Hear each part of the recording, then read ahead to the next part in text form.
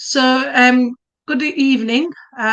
Just my name is Shazia Khan, and the unit that we're doing today is aspects of human physiology. And we're doing learning outcome 2 today. I mean, yesterday we looked at doing learning outcome 1, and we looked at understanding that the human body comprises of different organs and the systems. So we looked at the levels of the organization. So we looked at the organisms. We also looked at the organ system, organ tissues, the different types of tissues. We looked at the cells, the organ, molecule, and atom. We also looked at the nervous system, which is the transmission of, impulse actions, potential, um, conductive, the transmission of CNS. We looked at then when looked at the digestive system, what that involves, and the cardiovascular system. We looked at an example of an organ, which was the heart. We then went on to look at the cardiovascular system and what that involved. What do you remember what the cardiovascular system is for? For circulation, for Yeah, blood circulation. blood circulation. Yes. So we then went on to look at the respiratory system, which is the includes things like the nose, the mouth, the throat, the voice box, how the respiratory system through the nose, how you breathe, and how air enters through that. We looked at the excretory system.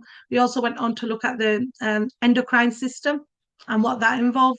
We looked at the different levels of organization within an organism. So we looked at atoms, molecules, cells, tissues, organs. We then went on to look at level 1, which was cells, level 2, which was tissues, level 3, which was organs, and we looked at level 4, which was the organ systems. We then went on to look at 1.2, which was to describe the examples of major organ systems. And here again, we looked at the organism being the living being. We then went on to look at the 11 organ systems, which are circulatory system, respiratory system, digestive system, nervous system. We also looked at the immune system, the muscular system, the skeletal system, the integumentary system, the urinary system, and the reproductive system. We then went on to look at explaining the relationship between the structure and function within the organ system. So how they work together. For example, the respiratory system works together to facilitate oxygen through, the lungs, and how they work together with different organs. So, the digestive system, how it works with the stomach, the intestines, and the relationship between the organ, how it changes as well. We then went on to look at explaining how the organ systems work together to maintain normal body functioning. So things like digestive system together with the circulatory system, the respiratory system, and the circulatory system. We looked at the nervous system, the muscular system, the endocrine and various systems, the integumentary and the immune system, and urinary and circulatory system. We then finally went on to look at the example of a fight or flight response, where it's a psychological trigger. Your heart rate may be fast, muscle tension, sweating, tremors. So we looked at elements of that. We also looked at examples of that in learning outcome 1, what the flight and fight response is, what the mechanism is there for, and when do people start reacting, whether it's fight or flight as well. So we looked at elements of that and how it prepares the body for situations. If it's, a dangerous situation, how it prepares the body. So that was learning outcome 1. We're now looking at learning outcome 2, which is looking at understanding homeostasis is the key process which maintains internal environment of the body. And here we're going to look at elements of how the body falls within that in regards to it. So the indicative content for the session is we look at the homeostasis, positive and negative feedback mechanisms, examples of control, blood glucose levels, osmoregulation, the endocrine system and hormonal control. We look at the endocrine system and hormonal control, the location of the key glands, the action of insulin and glucagon in the control of blood sugar. So, some key terminology when we look at understanding what uh, homeostasis is, and it's really important. It's the fundamental physiological process that maintains a stable internal environment in the body despite any sort of external changes. And here it involves things like the regulatory mechanism that monitor and adjust internal conditions such as the body temperature. It could be body glucose levels, it could be blood pH and water balance. Um, and it also is the ability of an organism or system to maintain a stable internal environment despite external changes. So things like your blood pressure, why do you think it's so important, the homeostasis? Think, for example, blood pH is at Yeah, a standard level, and yeah, then even temperature is at a standard degree. So if the body does not maintain that, even sugar level, all yeah, these things have to be maintained. If it yeah, exceeds or go below that, the body is in trouble. yeah. So it's really important to maintain that, that temperature. It's all about fluctuations in the internal environment, which could actually disrupt, your sugar levels. Maybe, it could lead to illnesses and death as well, couldn't it? If you're if you have drastic, changes. So we have the homeostasis, um, regulation of body, glucose. And why is it so important when it comes to homeostasis and the maintenance of glucose, No, blood sugars? when the sugar is high, you end up Yes, having diabetes. And yes, when it is too low, you become hypoglycemia. yeah, So it's yeah, like too high and too low. It's not good yeah. for the person. It's not. And this diagram actually shows how it affects the liver and, the element of insulin, pancreas, and how it looks at that. So glucose is actually needed for, the cells are needed for respiratory breathing. It's important concentration of your glucose. Like you said, glucose in the body is maintained at constant level and controlled carefully.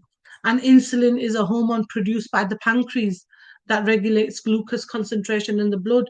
If the blood glucose concentration, like you said, is too high, the pancreas produce the hormone insulin that causes glucose to move from the body into the cells. And this is what that diagram shows as well. And then in liver and muscle cells, excess glucose is converted into glucogen for storage and will be used at later stage. And, the body cells are there, then insulin allows a glucose to be absorbed by body cells, and pancreas produces the insulin which enters the blood. And, too much glucose in the blood. Is that good to have too much glucose in the blood? No, it's No. not good to have it too much because you end up being diabetic. Yeah. So, you've got to really, when it comes to your blood sugars and any sort of element of, regulation of blood sugar, you need to keep it under control. And the whole point of homeostasis for regulation of blood is to keep your blood sugars under control and make sure prevent any sort of raises and drops in your blood sugar. So like you said, hyperglycemia or hypoglycemia, even under like extreme circumstances, things like, people fasting or, exercising. You need to make sure. Sometimes, people will fast and it will help their blood sugars, but other times if it drops, like you said, it causes a lot of problems. It's there to regulate your blood sugar. It's by using your pancreas, and like I said, the pancreas detects the high glucose level and releases the hormone. And if you haven't eaten in a while, your sugar, your glucose levels drop. Is that good for it to drop as well? That one too is not good. No, If it is too no, low, it's not good. If it is too high, it's not good. no. And you need to make sure that you're on top of things because uh, your sugar levels, the pancreas detects the low glucose and releases any sort of glucagon in the body. And then the glucagon travels to the liver, like it says there, and signals it to convert stored glucagon back into glucose. And the liver releases the glucose into the bloodstream, and blood sugar levels rise back to the normal range. So you need to make sure your blood sugars are at the normal range. Either they've got, because some people's blood sugars are really high. I mean, I'm diabetic and my blood sugars are quite high, but I have to maintain them. And it's difficult because sometimes you don't eat chocolate and you don't eat stuff like that, but it's just other stuff has sugar in as well. So homeostasis can be influenced by either, like we said, internal and existing conditions or external environmental issues as well, external factors. And the it receives information from sensors and initiates the response to main homeostasis. And affective is an organ or tissue that receives information in integrating center and acts to bring about changes needed to maintain the homeostasis. The next one is homeostasis, the regulation of temperature in humans. It's really important. Body temperature is one of the factors that's really important when it comes to homeostasis. The conditions inside our body must be carefully controlled if it's to function effectively. So homeostasis is the maintenance of constant internal environment in the body. The nervous system, the hormones are responsible for controlling this. Um, you have the body control systems are all automatic and involve both nervous and chemical responses. And it mainly important parts are things like receptors, which detect stimulus, or coordination centers in the brain or the spinal cord and the pancreas. And then body temperature, like we've talked about the regulation of body temperature. It's really important to have the right body temperature. Body temperature is one of the factors that are controlled during homeostasis. The human body maintains the temperature that enzymes work best, which is around 37 degrees. The process is controlled by a thermoregulatory center, which is contained in the hypothalamus in the brain and contains receptors sensitive to the temperature of the blood. The skin also has temperature receptors and sends nervous impulses back to the thermoregulatory center. Now, when we get too hot, um, we have sweat glands, don't we?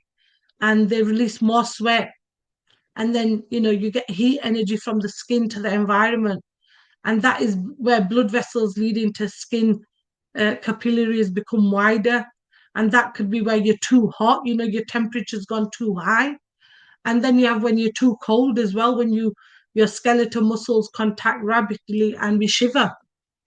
And this is, where the blood vessels will lead to skin capillaries become narrower. So, there's both ways of it. The temperature, it affects the day to day, of our life. And, this is called, when things go hot and too cold and hot, the control is of our, temperature. So when we look at the control of temperature, is it really when we look at the negative feedback? Okay, the next slide looks at the negative feedback of temperature. So the control of body temperature is an example of negative feedback. It regulates the amount of shivering, which is rapid muscle contractions release heat, and then sweating as well, which is evaporation of body in sweat causes cooling. And another example is negative feedback mechanism is blood flowing in the skin capillaries. These are really important parts where you're too cold or either you're too hot. and how it affects the body. So the negative feedback, like we said, regulates human body temperature by using the hypothalamus in the brain to detect deviations from the normal range. Like we said, the normal range is 37 degrees. If it's higher than that, what happens then?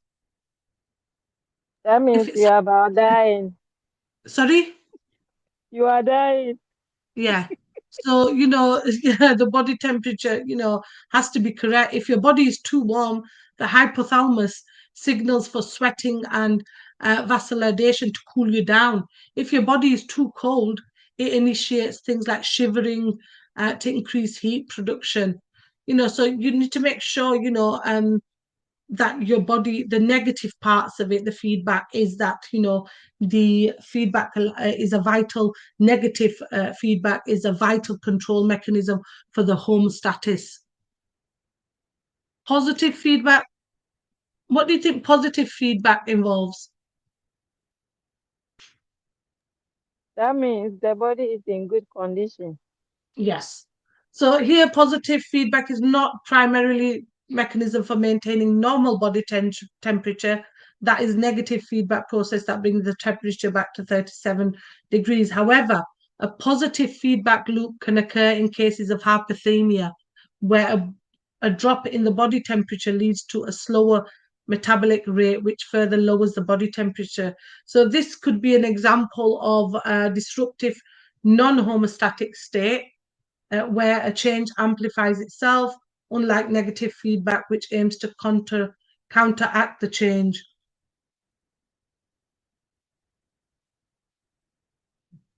So when we look at hypothermia, that is a positive feedback loop where the body is already below its normal temperature and is losing heat faster than it can produce. So this creates a cycle where there's a decrease in the temperature, causing a further decrease in temperature. And this is a runaway process that takes the body further away from its set point, unlike the homeostatic goal of negative feedback. So here we've got a diagram with looking at the positive feedback mechanism of blood clotting cascade. What is blood clotting?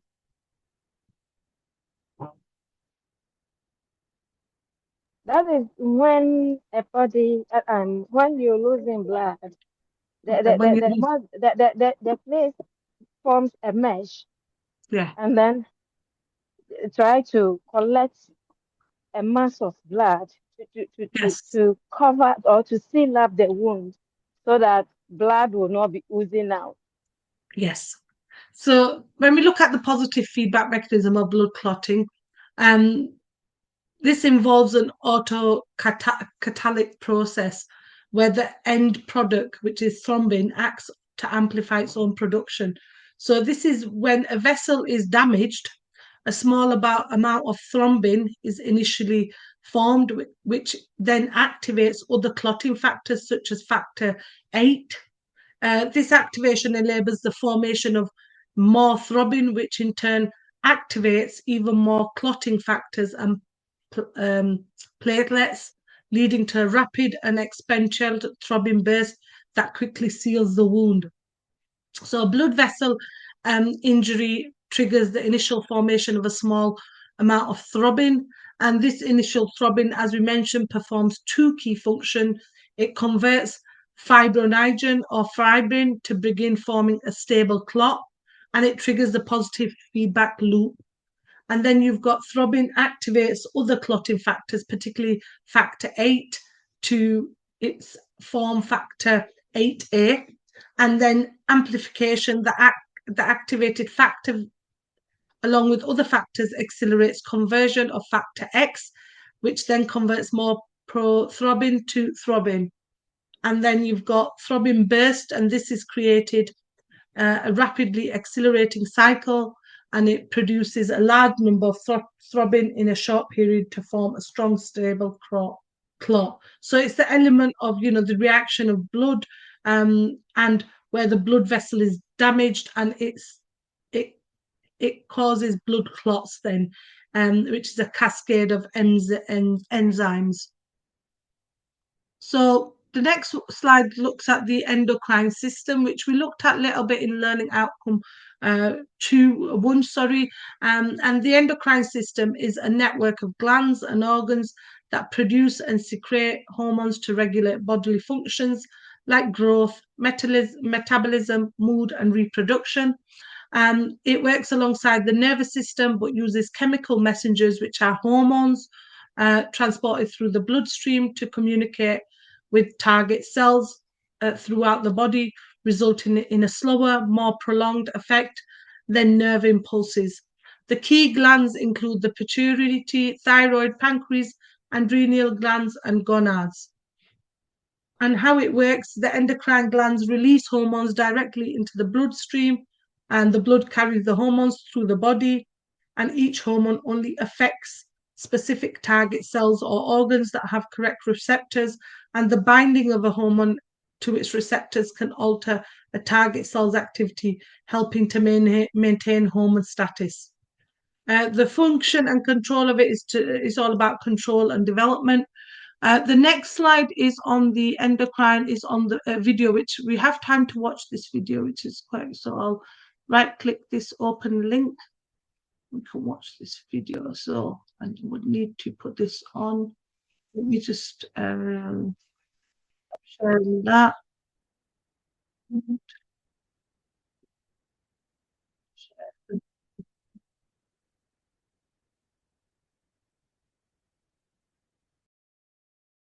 Amazon Black Friday week. Ends 1st of December. The endocrine system is one of the two systems that are responsible for communication and integration between various body tissues, the other being the nervous system. Endocrine communication is achieved by means of chemical messengers called hormones. Hormones are produced in endocrine glands and secreted into the bloodstream to reach body tissues. A hormone can travel wherever the blood goes, but it can only affect. Stina, can you hear this? I can, yes. Yes, I I'm think I've got listening. two videos open at the same time. Let me just, Ah, right, okay. okay. Can you see the video now? Yes, I do. Okay, so we'll skip that and this. Oh no, this is another video on birds. Right. Let's No, just get mine to is that. on endocrine. The one on my screen is endocrine gland system. Is it endocrine? Let's have a look. The one on your screen is endocrine. Where's that endocrine? Yeah. Is it still there?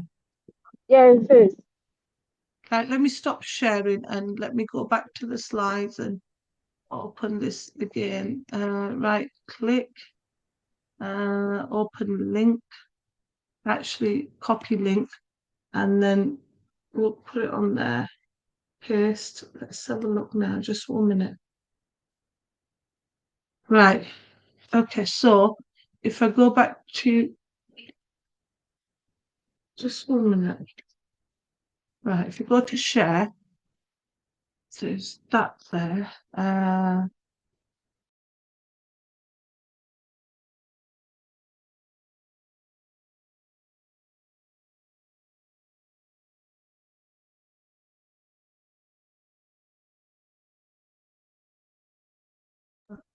Can you see the video now? Is it the one with black? Yeah, can you see it now? Now. Lenovo Yes, AMD Ryzen AI processor. Okay, so yeah, you see the video now? The endocrine system yes, I is one do. of the two systems that Okay. are responsible for communication and integration between various body tissues, the other being the nervous system. Endocrine communication is achieved by means of chemical messengers called hormones. Hormones are produced in endocrine glands and secreted into the bloodstream to reach body tissues. A hormone can travel wherever the blood goes, but it can only affect cells that have receptors for it. These are called target cells. There are two major types of hormones: steroid hormones derived from cholesterol and are lipid soluble, and non-steroid Can you hear hormones it, derived from Faustina? peptides or amino acids and are water Yes, I soluble. do. Okay, Lipid-soluble excellent. steroid hormones can It's like cross the cell you've membrane opened to two bind to the videos receptors of inside the the same cell, endocrine system. either in the So one cytoplasm or goes the and rings. then the other voice Steroid follows. hormone receptors are typically Can you see transcription this one? factors. Upon Yes, I forming, do. the hormone Okay, receptor okay. complex binds to specific DNA sequences to regulate gene expression, and thus mediating cellular response. On the other hand, water-soluble non-steroid hormones are unable to cross the lipid membrane and therefore must bind to receptors located on the surface of the cell. The binding triggers a cascade of events that leads to production of CAMP, a second messenger that is responsible for cellular response to hormone. It does so by changing enzyme activity or ion channel permeability. Major endocrine glands include the hypothalamus, pituitary gland, pineal gland, thyroid and parathyroid glands, thymus, adrenal gland, islets of the pancreas, and testes in men or ovaries in women. The endocrine system also includes hormone-secreting cells from other organs, such as kidneys and intestines. Except for the hypothalamus and the pituitary, different endocrine glands are involved in different, more or less independent processes. For example, the pancreas produces insulin and glucagon that keep blood sugar levels in check. The parathyroid glands produce hormones that regulate calcium and phosphorus. Thyroid hormones control metabolic rates, while the ovaries and testes are involved in reproductive functions. On the other hand, the hypothalamus and pituitary gland play a more central, integrative role. The hypothalamus is also part of the brain. It secretes several hormones called neurohormones, which control the production of other hormones by the pituitary. Thus, the hypothalamus links the nervous system to the endocrine system. The pituitary is known as the master gland because it controls the functions of many other endocrine glands. A major role of the endocrine system is to maintain the body's stable internal conditions, or homeostasis, such as blood sugar levels or serum calcium levels. To do this, it utilizes negative feedback mechanisms, which work very much like a thermostat. The heater is on when the temperature is low, off when it's high. For example, when blood glucose level is high, such as after a meal, glucose induces insulin release from the pancreas. Insulin helps body cells consume glucose, clearing it from the blood. Low blood glucose can no longer act on the pancreas, which now stops releasing insulin. Another example is the regulation of thyroid hormone levels, which are induced by a pituitary hormone called thyroid stimulating hormone, TSH. TSH, in turn, is under control of thyrotropin releasing hormone, TRH, from the hypothalamus. When thyroid hormone levels are too high, they suppress the secretion of TSH and TRH, consequently inhibiting their own production. Thank you for watching. If you like So this the video actually identified, how the system works in regards to, the endocrine system. So let me just share the slides again with you. So just 1 minute.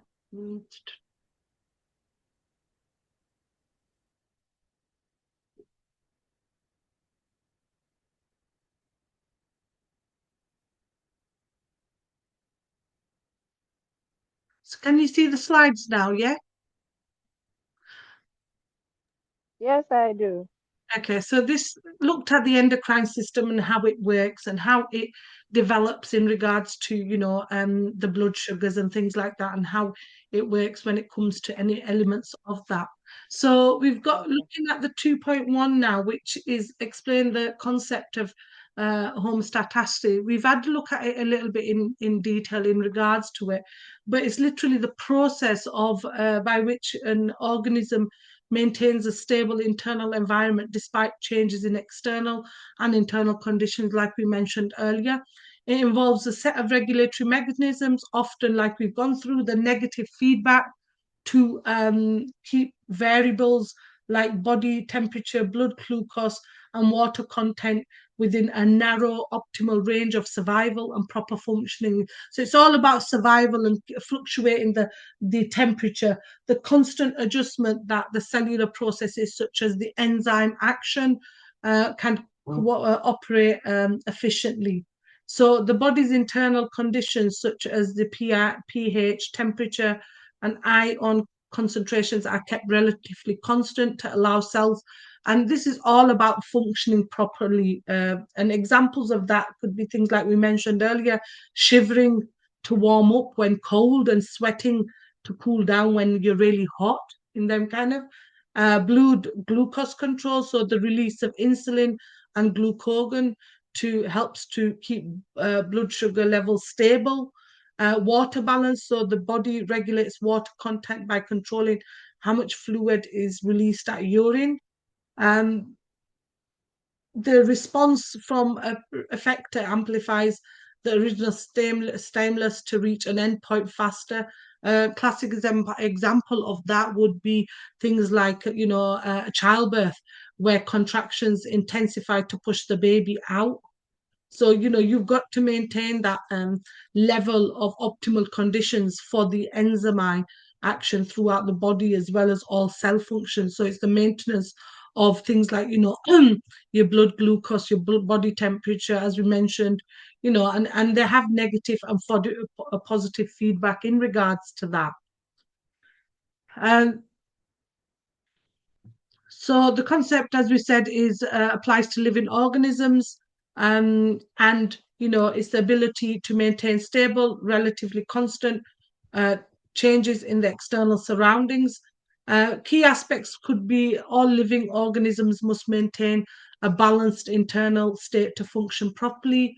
If the homeostasis fails, it can lead to disease or death of an organism. So it's really, really important. Homeostasis is not a static state, but a dynamic process involving continuous adjustments around a set point or normal range of values. So, like we mentioned earlier, your blood temperature, your blood glucose, your pH balance.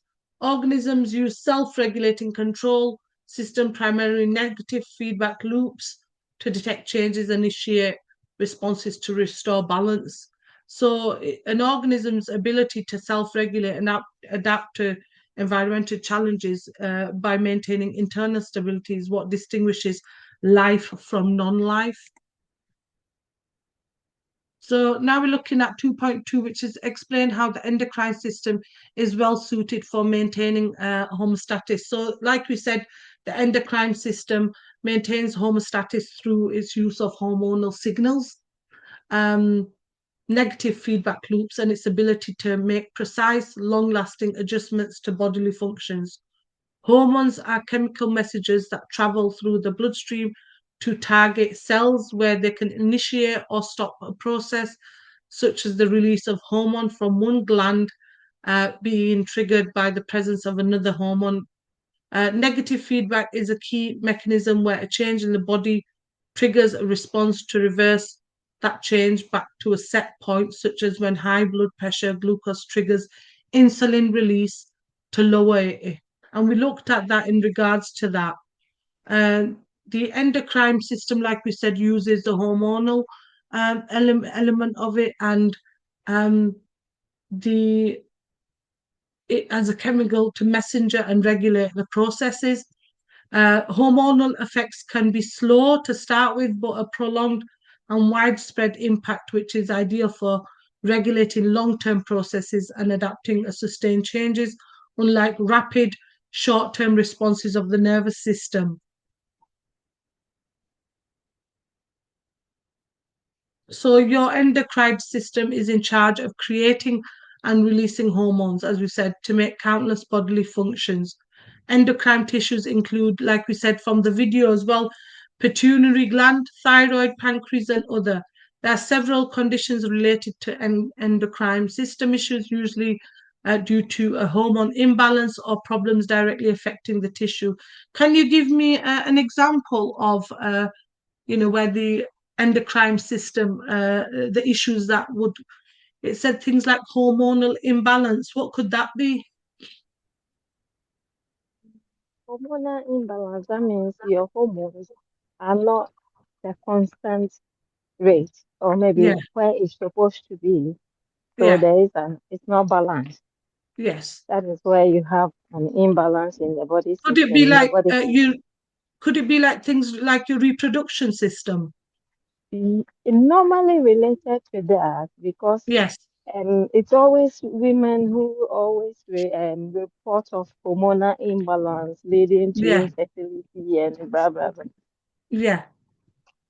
So, the endocrine system, it affects, is there to release hormones into your blood while monitoring the levels.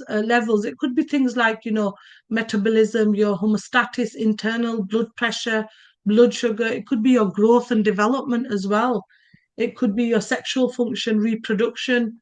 It could be your mood as well. Very small amounts of hormones can trigger significant responses and changes in your body. So, the endocrine system consists of three tissues, like we mentioned yesterday as well in Learning Outcome 1, is your endocrine glands, your organs, and then endocrine related tissues. And your endocrine glands and special tissues in your body that create and release substances. The There are hundreds of conditions related to issues with your endocrine. Hormonal imbalances make up significant number of endocrine diseases. This is typically means that too much or not too much of one or more hormones, but issues directly affecting endocrine glands and organs like benign and cancerous tumors also account for endocrine diseases. Um, there are endocrine system related conditions is like things like type 1 diabetes, type 2 diabetes. It could be obesity, it could be endocrine cancers and tumors like pancreas, thyroid cancer, thyroid disease, sexual development, hormonal acne. um, and the endocrine system, it is things like menopausal disorders and things like that as well. So there's quite a lot. um, can you prevent endocrine, try to, not prevent it, but, regulate your body in regards to it? Yes, you have to. You Yeah, can. But as you are aging, things yeah, changes in the body. And yeah, that's where you need to take in supplements and control yes, your diet and yeah. you have a lot of checks in the body. Yes, you need to make sure, you are controlling it. Your endocrine system, it needs to be, you have to look after your body, don't you? So the things you put into your body, and the way to do it is, you'll have to have, because it's hormone release, you'll have to have vitamins and things like that.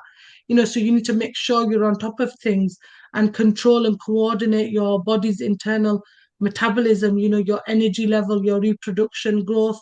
You need to look at all elements of that. So I think this is the last slide. These are some of the references. So we've looked at, do you have any questions on Learning Outcome 2? No, please.